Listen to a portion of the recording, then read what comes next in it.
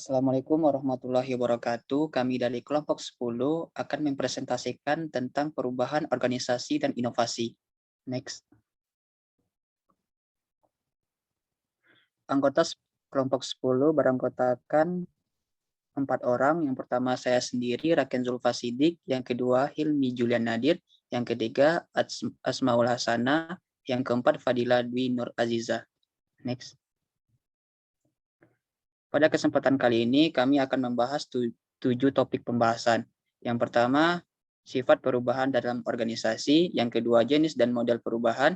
Yang ketiga, pengembangan organisasi. Yang keempat, inovasi organisasi. Next.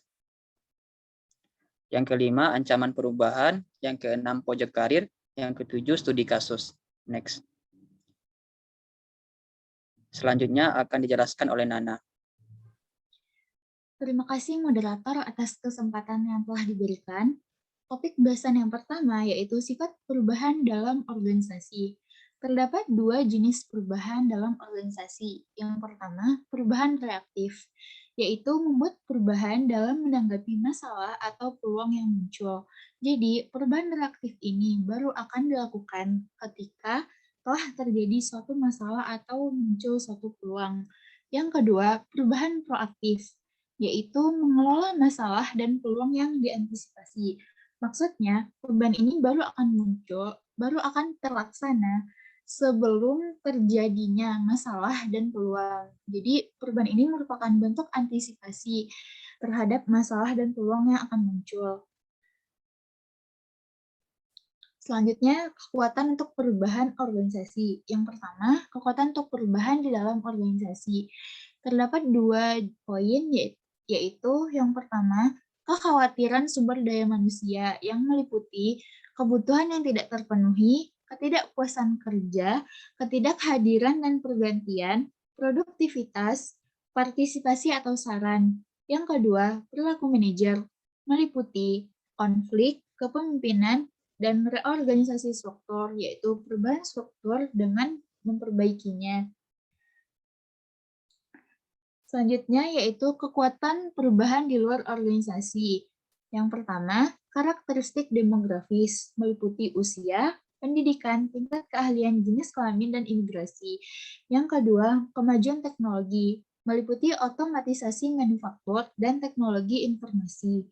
Yang ketiga, pemegang saham, pelanggan, dan perubahan pasar meliputi merubah preferensi pelanggan, yaitu suka atau tidak sukanya pelanggan terhadap suatu produk, kompetisi domestik dan internasional, serta merger dan akuisisi. Merger merupakan penggabungan 2 atau lebih perusahaan di mana satu perusahaan memiliki nilai hukum atau memiliki wewenang dan hak hukum, sehingga perusahaan yang lain harus dibubarkan. Sedangkan akuisisi sendiri merupakan pengambil alihan suatu perusahaan oleh perusahaan lain dengan cara pembelian saham. Yang keempat, tekanan sosial dan politik meliputi perang, nilai-nilai, dan kepemimpinan. Poin bahasan yang kedua yaitu jenis dan model perubahan. Terdapat 3 poin. Yang pertama, 3 macam perubahan, model perubahan Lewin, dan model perubahan sistem. 3 macam perubahan. Yang pertama, perubahan adaptif, yaitu pengenalan kembali praktik yang sudah dikenal atau implementasi dari perubahan yang telah dialami dalam organisasi yang sama. Bentuk perubahan ini paling rendah dalam kompleksitas, biaya, dan ketidakpastian. Perubahan yang kedua yaitu perubahan yang inovatif, yaitu pengenalan praktik yang baru bagi organisasi. Bentuk perubahan ini ditandai dengan kompleksitas moderat, biaya, dan ketidakpastian.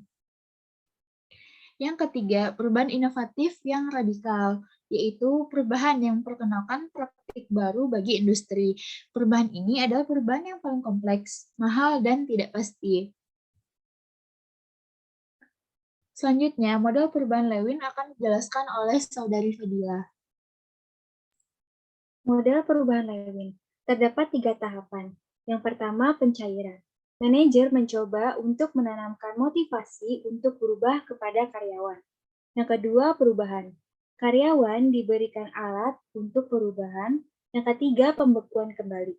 mendukung, dan memperkuat perubahan. Next.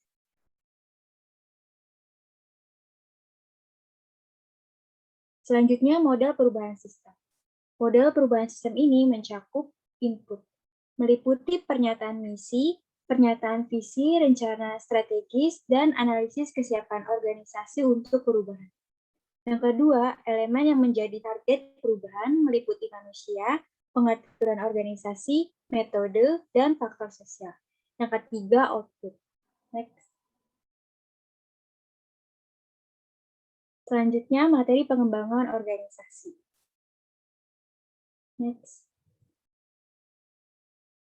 Pengembangan organisasi merupakan seperangkat teknik untuk menerapkan perubahan yang direncanakan untuk membuat orang dan organisasi lebih efektif. Pembahasan pengembangan organisasi ini mencakup kegunaan pengembangan organisasi, cara kerja pengembangan organisasi, dan efektivitas pengembangan organisasi. Next. Kegunaan pengembangan organisasi, yang pertama mengelola konflik, yang kedua revitalisasi organisasi. Revitalisasi organisasi ini mencakup perubahan substansial pada organisasi tersebut. Yang ketiga, beradaptasi dengan merger. Next. Cara kerja pengembangan organisasi. Yang pertama, diagnosis. Dalam diagnosis ini, kita menentukan permasalahan apa yang terjadi. Yang kedua, intervensi. Dalam intervensi ini, kita menentukan langkah apa saja yang harus dilakukan untuk mengatasi permasalahan yang terjadi. Yang ketiga, evaluasi. Dalam evaluasi ini, menilai seberapa efektif intervensi yang telah dirancang dapat berhasil. Next. Efektivitas pengembangan organisasi. Yang pertama, intervensi ganda. Yang kedua, dukungan manajemen. Yang ketiga, sasaran yang ditujukan untuk hasil jangka panjang dan jangka pendek. Keempat, pengembangan organisasi dipengaruhi oleh budaya. Selanjutnya dilanjutkan oleh rekan saya, Hilmi. Terima kasih. Selanjutnya memasuki materi inovasi. Next. Terdapat dua pendekatan inovasi. Yang pertama ada inovasi produk dan inovasi proses. Inovasi produk adalah perubahan tampilan, fungsionalitas, kinerja, layanan, dan pembuatan produk baru. Lalu ada pendekatan inovasi proses, yaitu perubahan dalam cara produk, layanan yang mudah dipahami, proses produksi, ataupun distribusinya. Next. Inovasi perbaikan akan meningkatkan produk, layanan, atau proses yang ada. Dalam masa seperti ini, orang-orang ingin mendapatkan produk yang dapat memudahkan dan mempercepat kegiatan mereka. Seperti contohnya pada gambar di samping, yaitu pembangunan rumah dengan menggunakan panel. Nah, gambar di samping ini menunjukkan bagian rumah yang akan ditinggikan atau ditingkatkan untuk dirakit dengan tambahan dinding prefabrikasi.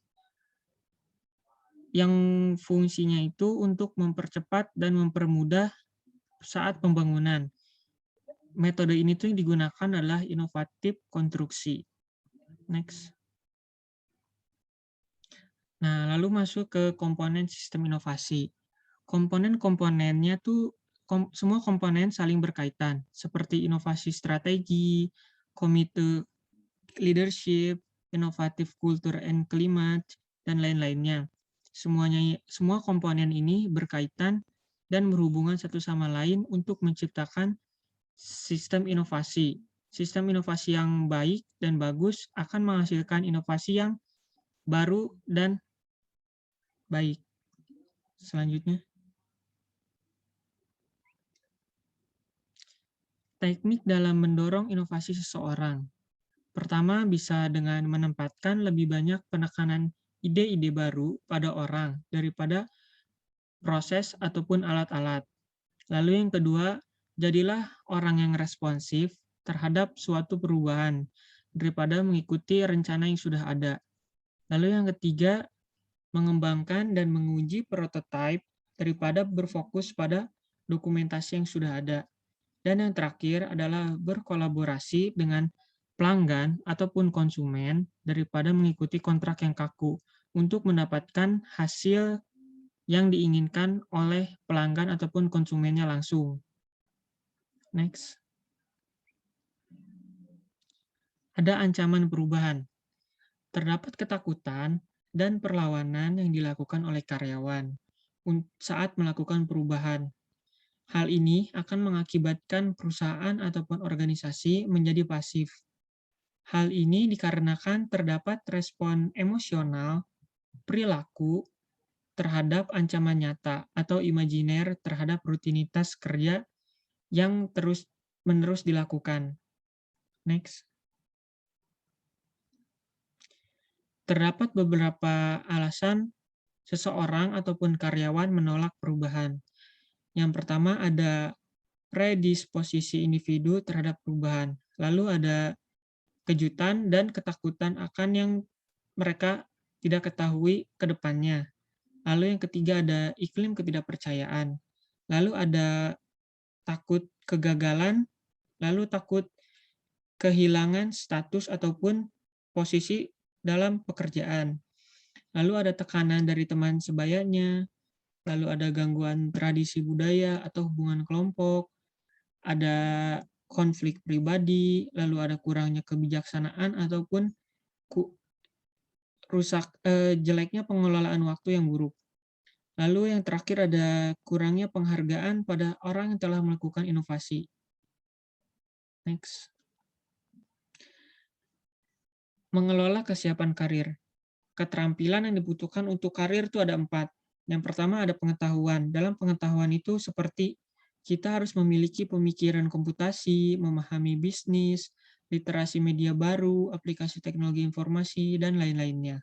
Lalu kita harus memiliki soft skill seperti dapat berpikir kritis, komunikasi public speaking yang baik, kerjasama, pengambilan keputusan, gaya kepemimpinan yang baik, dan lain-lainnya.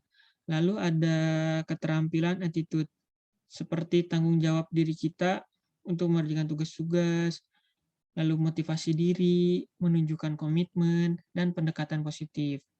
Lalu yang terakhir ada keterampilan karakteristik, seperti profesionalisme, adaptasi pribadi, kesadaran diri, keterbukaan terhadap perubahan, dan lain-lainnya. Next. Nah, lalu di sini ada cara menjadi orang yang lebih terbuka untuk suatu perubahan. Yang pertama, bisa menggunakan teori penegasan diri. Nah, penegasan diri itu penegasan diri itu adalah pernyataan positif yang dapat membantu kita lebih fokus pada tujuan, menyingkirkan keyakinan negatif yang dapat merugikan, dan memprogramkan pikiran kita di bawah alam sadar. Lalu yang kedua ada melatih self-compassion. Cara yang dapat dilakukan untuk mengejar lebih banyak belas kasihan diri kita untuk kebaikan diri kita sendiri. Mengingatkan diri kita sendiri bahwa kita tidak sendiri untuk mengerjakannya. Lalu berlatih meditasi kesadaran. Next. Selanjutnya akan dilanjutkan oleh Saudara Raken. Selanjutnya adalah studi kasus transformasi organisasi Semarang Growth Center. Next. Transformasi organisasi adalah perubahan status Semarang Growth Center menjadi unit pelaksanaan teknis di bawah kendali Direktorat Jenderal Pendidikan Tinggi Kementerian Pendidikan Nasional, mengubah namanya menjadi Balai Pengembangan dan Layanan Pendidikan Tinggi BPLPT. Secara umum, perubahan merupakan suatu cara mengarahkan atau memimpin organisasi untuk melakukan sesuatu yang berbeda dan bersifat menyeluruh dengan menggunakan cara atau sistem yang lebih efisien sehingga organisasi dapat bertahan serta berkembang searah dengan perkembangan lingkungannya. Sedangkan yang dimaksud dengan perubahan organisasi adalah tentang perubahan kinerja organisasi yang semakin jelas mengikat antara apa yang dilakukan dan hasilnya, lebih banyak energi, komitmen, dan semangat akan dihasilkan selama proses perubahan. Next. Fenomena yang ada pada Semarang Growth Center sebelum terjadi transformasi organisasi. 1. Status kelembagaannya juga belum jelas, sedangkan keberadaan lembaga tersebut secara nasional sudah sangat dibutuhkan. 2. Timbulnya kecenderungan kesalahan dalam mengelola terhadap manajemen dalam lembaga dan dapat mengakibatkan kehancuran organisasi. 3. Memiliki simulator maritim dengan teknologi yang sudah maju, namun belum diimbangi dengan penanganan sumber daya manusia yang benar. Next. Faktor-faktor yang mendorong perubahan Semarang Growth Center. Faktor-faktor yang mendorong perubahan Semarang Growth Center ini terbagi atas 2. Yang pertama, faktor internal. Faktor internal terdiri dari daur hidup organisasi, infrastruktur, sumber daya manusia, budaya organisasi. Kemudian yang kedua, faktor eksternal terdiri dari persaingan global, era pengetahuan, dan terakhir adanya regulasi baik nasional maupun internasional. Next. Model transformasi organisasi yang diterapkan Semarang Growth Center. Yang pertama adanya reframing. Reframing ini terjadi pergeseran konsep dalam hal pencapaian tujuan karena sering terjadi bahwa organisasi terhalang oleh pola pikir atau mindset yang membuat organisasi kehilangan kemampuan untuk mengembangkan mental model. Dengan reframing, diharapkan akan membuka pola pikir baru untuk pencapaian tujuan organisasi. Yang kedua, adanya restructure. Restructure ini terkait dengan bentuk organisasi dan tingkat kompetisi sehingga akan tercipta bentuk organisasi yang diharapkan. Yang ketiga, adanya revitalisasi. Revitalisasi ini merupakan sebuah usaha untuk mendorong pertumbuhan dari seluruh komponen organisasi dan tentu saja dengan pertimbangan kemampuan bersaing untuk mengantisipasi perubahan lingkungan eksternal. Dan yang keempat adanya renewal atau disebut juga dengan pembaruan. Pembaruan organisasi yang sangat kental terkait dengan unsur SDM untuk mempercepat laju proses transformasi organisasi. Next. Kesimpulan. Proses transformasi pada sebuah organisasi tidaklah mudah dilaksanakan karena harus melalui berbagai tahapan. Pada awalnya, status kelembagaannya juga belum jelas, dan dengan adanya model transformasi organisasi yang diterapkan Semarang Growth Center, ini dapat memberikan dampak positif. Hasil akhir dari proses transformasi organisasi di Semarang Growth Center adalah telah diberikannya status kelembagaan yang jelas dan terstruktur. Next. Mungkin itu saja yang dapat kami sampaikan. Kurang lebih mohon maaf. Wabillahi taufiq wal hidayah. Assalamualaikum warahmatullahi wabarakatuh.